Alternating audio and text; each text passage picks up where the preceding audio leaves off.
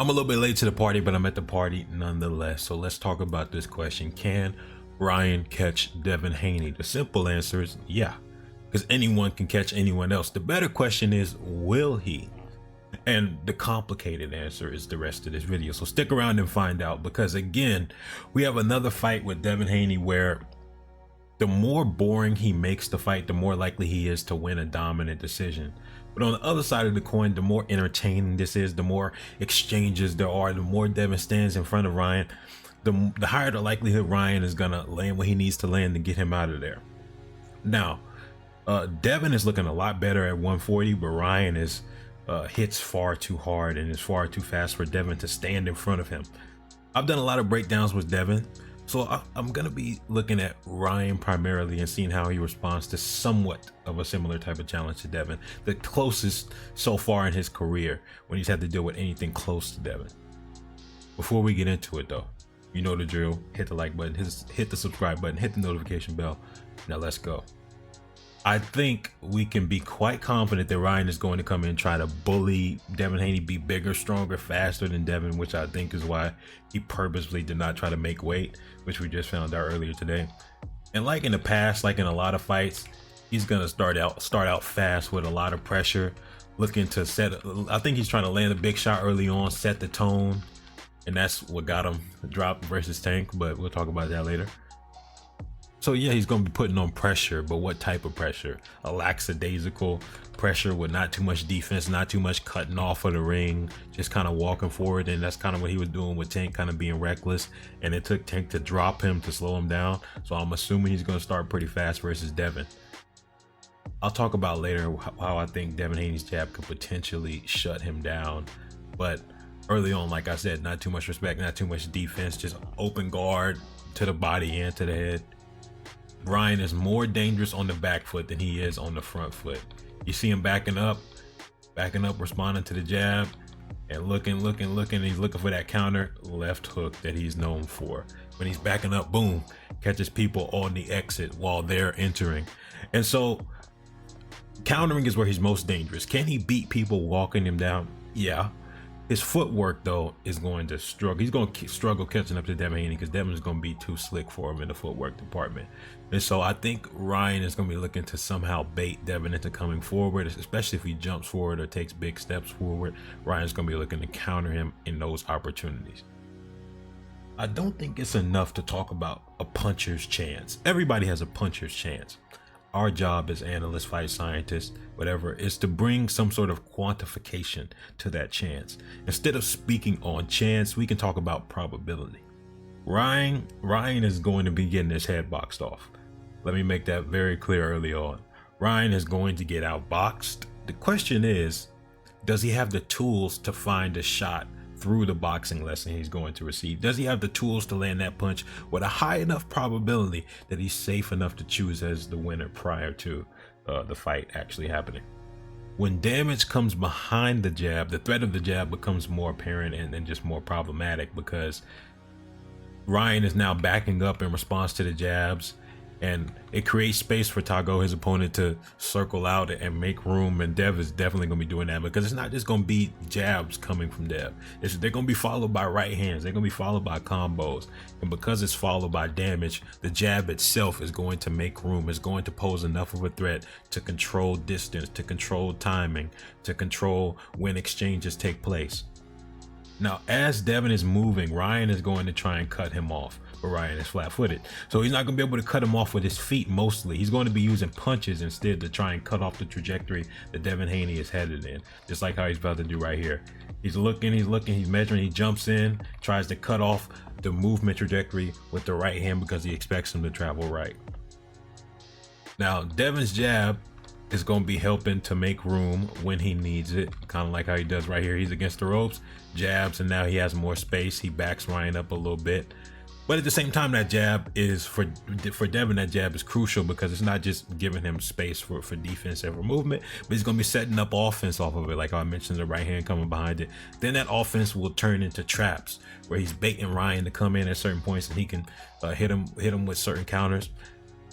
And he will also gain control of the fight for the most part by using that jab, because the prerequisites to setting traps is making Ryan fight at Devin's pace, which he's going to do using his jab. So the jab is going to completely control the pace. Then after a while, Ryan is going to start looking to time the entry. He goes into a high guard right there, probably to bait out the jab. He's going to start looking to time the entries and set traps to try and deal with that jab. Like right here, he pulls back, boom, he tries to counter the entry with the left hook. We're going to talk about the types of weapons that are more effective. As Ryan becomes more comfortable, his offense will grow in output and the risk he's willing to take will expand. The question then becomes, will Devin counter Ryan's entries? Will he punish Ryan for trying to enter into range? The answer is absolutely yes. So you see Ryan growing in the type of offense he's willing to output, and he's kind of squared up right there. He's trying to corner his opponent. Just more offense, more aggression, working the body, just more going on, because he's finally feeling like he has the timing down. So of course Devin is going to counter those entries. The better question is, when Devin does counter those entries, will he hurt him? I doubt those counters from Devin will hurt Ryan enough early on, but as the fight goes on, Devin's accuracy, timing, and precision with these shots is going to become better. And so better timing, better precision, he's going to hurt Ryan more, especially if he's working the body, wearing him down, slowing him down. These shots are going to do more damage. And I think in this fight, Ryan will inevitably get hurt, at least slightly at the least, but at the most, he might get dropped. This fight changes in complexion when Devin proves to Ryan that he can hurt him, similar to when Tank dropped Ryan. And like I said earlier, Ryan's going to be trying to look to counter that jab and counter the entries of Devin. But Devin's defense and footwork and range control is going to be a lot more advanced than what we're seeing right here. So it's going to be a lot harder for Ryan to land those type of counters. And in the process, Devin is going to be staying in range, picking them apart. Now, if they're exchanging jabs, I think it's generally going to be Devin Haney winning these exchanges, because he understands positioning better. He's going to take that slight inside step, get inside the jab, land his own. Devin just has a more precise jab, and we're finna talk about Ryan's jab in a second too. Now, when we're calculating puncher's chance, we have to take into account what are the types of situations and circumstances where that big punch from Ryan has the highest likelihood of landing. And to be honest, it's not going to be when he's initiating. Like if he has Devin cornered and he's looking to enter in and initiate, Devin is likely going to get out of the way, because although Ryan is fast, he does telegraph. And we're going to talk a little bit about more of that in a few seconds. But that left hook on the entry, I don't think his entries and initiations are going to be where he catches Devin, if he does catch him. In fact, I should say, I think in these situations, these are where he's going to be getting countered the most. You see this position he's in? Devin would have already been ready to counter. He would have already closed that distance, and Ryan has to jump back, and Devin is going to catch up to him and blast him before he can really get out of there. The question then becomes, is Devin going to fight Ryan more like how he did Linares and Lomachenko, where Devin is aggressive, coming forward, playing into Ryan's hand basically? Or is he going to be more elusive and counterpunch like how he did versus Regis? I think he has a lot of respect for Ryan, and he knows Ryan is dangerous and a good counterpuncher. So he's likely going to do the latter rather than the former. He's going to be more passive and patient. Now, this part of the vid is arguably going to be the most important, because when Gervonta beat Ryan, I don't know if he goes by Abdul Wahid, when Tank beat Ryan, he said he's actually slow. Like after the fight, when he beat him, he said he's actually slow. He said that Ryan was slow, even though Ryan is known for his speed. And we just talked about something very similar in the Alex Pereira video with Jamal Hill. Sometimes people talk about respecting power, respecting speed, but people don't talk enough about respecting technique. No matter how fast Ryan's muscles are, if he has tells or telegraphs before throwing those fast punches, it looks like it's in slow motion to his opponent. Let's look right here. So before throwing his jab, whole body language changes.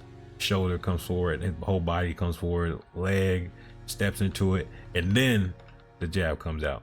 Boom. Hands drop, everything. So it's so much to look at and analyze before the punch comes out that it tells his opponent, which is why Tago is able to get out of the way of that jab. So Devin's going to be able to read his body language. He's going to be able to tell by the way he's stepping in, by the way he's lowering shoulder, by the way he's loading up, even on a jab, which is going to be the least telegraphed shot in his arsenal. So Devin's going to see these shots coming, which obviously increases Devin's success with defensive maneuvers, but it also opens up more opportunities for counters, similar to how Tank lined him up in that fight in the past. Now, when we talk about puncher's chance, this is where Ryan has the highest likelihood to hurt Devin Haney. I don't necessarily think it's going to be with the left hook, although he throws that so much that it raises the probability of that shot being the one because he believes in it so much. I honestly think the situation like this is where he could hurt Devin Haney. He's going to have Devin Haney in a situation. Devin's going to see that jab coming and he's going to look to get out of the way and then counter it. In the process, Devin's going to look to counter, but Ryan is going to be coming with a fast cross right behind it. And that's how Devin can get hurt. It's likely going to be a right hand, not a left hook, that hurts Devin Haney. That's my opinion.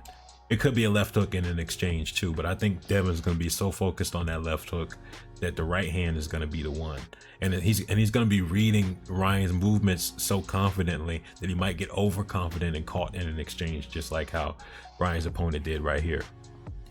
Now I want to get this vid out for the community and so we can look at it after the fight happens. The highest gap in percentage chances I've given for a boxing prediction was 80-20. 80 for Tank and 20 for Ryan. I think that was my first breakdown ever. And I was proven right about that because Tank smoked Ryan. If you have the skills to take away Ryan's lead hand, he really starts to struggle. If you have the skills to avoid Ryan with your footwork, make him enter and be offensive on your terms, you make him struggle. You have the skills to neutralize Ryan. At least shut down his game for the most part. Now, I think Devin is hitting harder at 140, which is why I think his counters are going to do enough to slow down Ryan to where Devin can win a decision, or if he's working the body enough, maybe even stop him in the later rounds. It's possible. This is going to be a tougher fight for Devin than the Regis Prograis fight. Not because Ryan is more skilled than Regis. I do think Regis is more skilled than Ryan, but Ryan is going to be bigger, more aggressive, faster. He's going to be able to reach Devin easier to a certain extent because of the size advantage and the speed. He has a lot of physical tools that pose threats to Haney, and Haney just generally doesn't have to deal with people as big as him, like how he's going to have to deal with tonight. I think it's a new type of challenge compared to a lot of his past opponents, and discipline, like for a lot of Devin Haney fights, discipline is going to be key for Haney.